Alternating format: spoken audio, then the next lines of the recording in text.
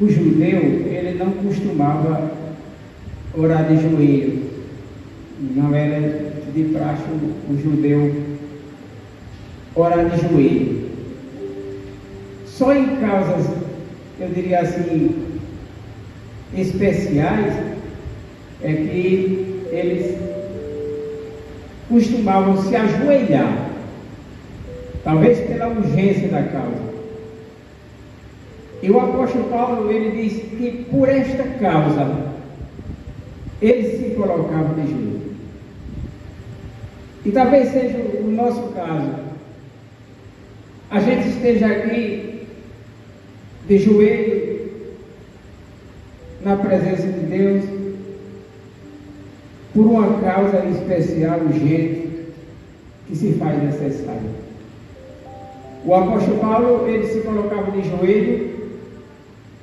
Se você olhar o contexto para trás, era por causa de que tinha sido revelado para ele que judeu e gentil formavam um único povo. A igreja do Senhor agora já não existia mais barreira, mas tinha se formado um único povo. E ele diz aí, por esta causa eu me ponho de joelho. A causa do apóstolo Paulo era essa aqui. E é interessante, se você observar, se colocar de joelho é uma questão de reverência.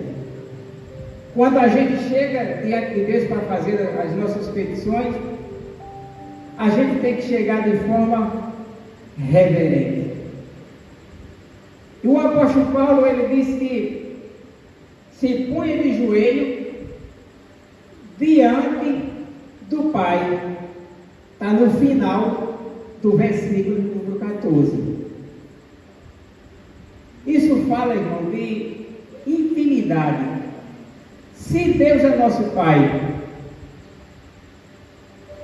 agora nós chegamos para Ele com reverência, mas também nós chegamos diante dele com intimidade, porque Ele é nosso Pai, para fazer as nossas petições. Se você observar o versículo de número 12, ele vai dizer, pela qual temos ousadia, ou temos liberdade e acesso com confiança mediante a fé nele. Nós temos, irmãos, apesar desse Deus tão grande, tão excelso, nós temos a liberdade de termos agora acesso para dobrar os nossos joelhos e fazer as nossas petições, e não é de qualquer jeito. O apóstolo Paulo diz que é com confiança. Nós agora temos confiança de fazer as nossas petições diante de Deus.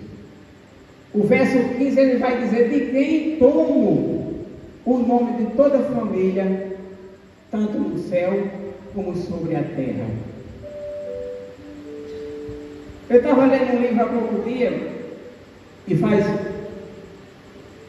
muito necessário frisar, que quando o apóstolo Paulo ele diz, de quem toma o nome na família, tanto no céu como na terra, ele está falando de duas igrejas.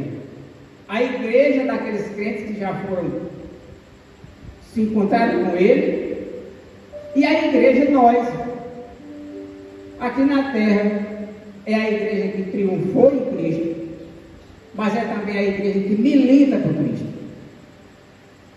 Por isso que ele está fazendo esse agradecimento de joelho diante de Deus. Mas quando chega o verso de número 16, ele diz, para que, segundo a riqueza da sua glória, vos conceda que sejais fortalecidos com poder, mediante o seu espírito no homem interior.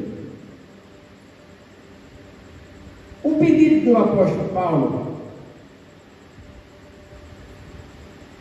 é uma coisa muito profunda, porque ele diz assim aí, para que segundo a riqueza da sua glória. E a glória, nesse sentido aqui, não é um atributo. A onisciência, a onipresença, a onipotência, são atributos de Deus, que não são comunicáveis com a gente, embora algumas são comunicáveis, como Deus tem compaixão, nós temos compaixão, Ele tem amor, nós também temos amor, mas a glória aqui, nesse sentido, é a somatória de todos os atributos de Deus. E o apóstolo Paulo, ele fazendo esse pedido, de joelho diante de Deus, ele diz, para que segundo a riqueza da sua glória, o conjunto de todos os seus atributos.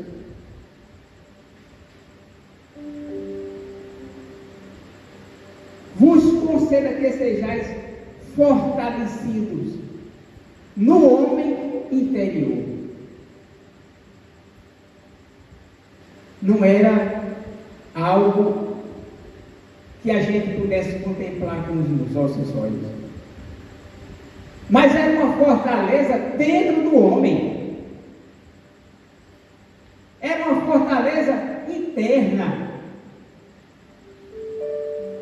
É lá que nós precisamos ser fortalecidos. E o apóstolo Paulo, ele faz aqui essa oração de joelho, pedindo para que o Deus de toda glória, ele viesse fortalecer o homem no seu interior. Porque a gente, por fora, exteriormente falando, o apóstolo Paulo já disse que a gente é frágil, está morrendo, mas o homem interior, ele dia a dia, ele é renovado. E o apóstolo Paulo, ele pediu aqui que o Senhor da glória viesse fortalecer no nosso interior. Esse era um dos pedidos que o apóstolo Paulo fazia nessa oração de joelho. O versículo número 17. E assim habite Cristo no vosso coração, pela fé, estando vós arraigados ou enraizados e alicerçados em amor. Quando eu estava lendo esse versículo, que faz parte do pedido do apóstolo Paulo, isso aqui faz tudo parte dele, dizendo, olha, por esta causa eu me ponho de joelho, e ele vai se